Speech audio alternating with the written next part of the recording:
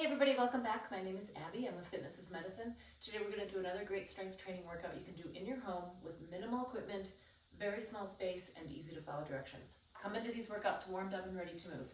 5 to 10 minutes of a cardio workout just to get your heart rate up, get your muscles and joints warmed up and ready for movement, and get your mindset ready for movement. Okay, today we are going to need a little bit heavier tube that's about chest height or hip height. Kind of a lighter weight dumbbells and a loop band if you have one. All right, let's get started. We're going to start with a vertical band pull. So this is a way to work your lats at home without a lat pull down machine, right? So we're going to get into a nice squat with our flat back. I want your torso more or less parallel with the floor, and you're going to pull down on those bands. So you're pulling across, driving your elbows towards the back of the room, thinking about using your back, squeezing those shoulder blades each time you pull. Breathe. Keep your back nice and flat here. 7,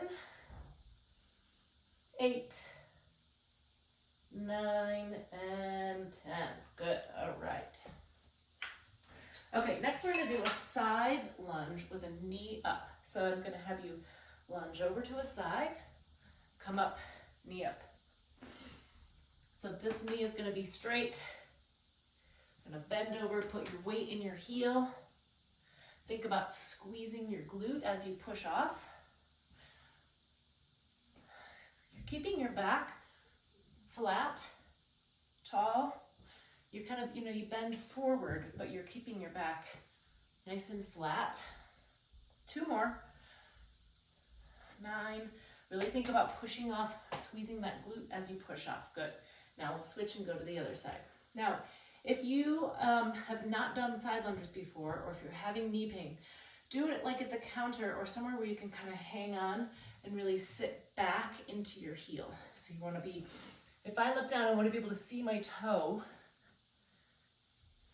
Oops, I just did that wrong. So we're going to lunge over, knee up. So I'm sitting back in my heel. You can hang on to a weight here if you'd like. 7, 8.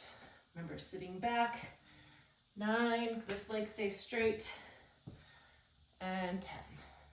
All right, good. Okay, now I'm going to pick up my dumbbells here. Make sure when you pick up dumbbells and set them back down that you use good form. Don't just bend over right at the waist. Okay, we're going to do forward raises. So just stand with a good base of support. When you lift those weights forward, make sure that you are really contracting your core, your abs, to protect your back. You're only lifting them to just at the height of your shoulder, keeping those arms straight. Now, if you're having back pain with this, do this seated. You could sit on a ball, you could sit on the edge of a chair. 8. Really contract those abs to protect your back. And 10. All right, good. I'm gonna rack my weights just to get them out of my way here. And next we're going to put this loop band around your ankles. We're going to do some side stepping. Lateral movement is so important. You can put it around your ankles or maybe just a little bit higher. Okay. Good athletic stance. So my knees and my hips are bent just a little bit. My quads are engaged. My glutes are going to be working hard.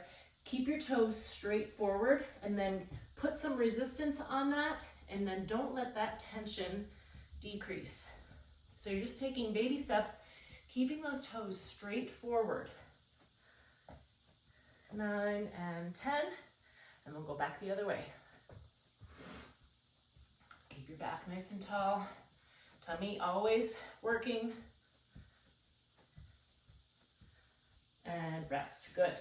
Keep that tension the whole time. And really the biggest key is keeping those toes straight forward. You can almost even think about turning them in just a little bit, and you don't have to turn them in, but you almost feel like that when you're keeping those toes straight forward. Okay, now we're going to do a starfish, so a little bit of balance. So put your arms out nice and wide. We're going to tip over, and I'm gonna have you just hold this. We're gonna work on it for about 30 seconds. Breathe, keep your back in nice alignment here, nice and tall. You're just tipping over here with at the hips. Tummy nice and tight. This leg is working hard. Your hip is also working here. 5 more seconds. Keep breathing. And rest. Good. If you want to make this more challenging, if you have like a balance pad, or you could stand on like a folded towel, you could try it barefoot, which would actually be harder as well. All right, we're going to tip the other direction. Breathe. Find a spot to focus on. You could also, if you're finding that this feels easy, you could look around the room. If you just glance around, it throws your proprioception off. Breathe.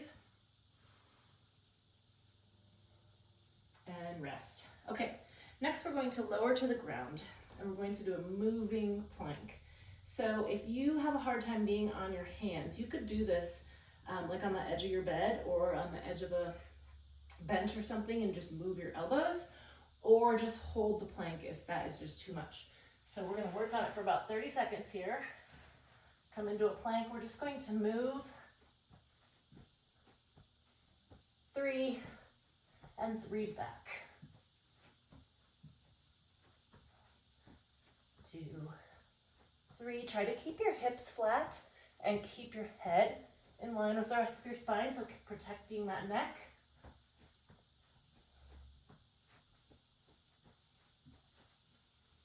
And rest. Okay, great. Like I said, if the moving is too much, just hold a plank. You can hold it on your elbows. You could try it like this on your knees. Lots of different ways to kind of level that up and down.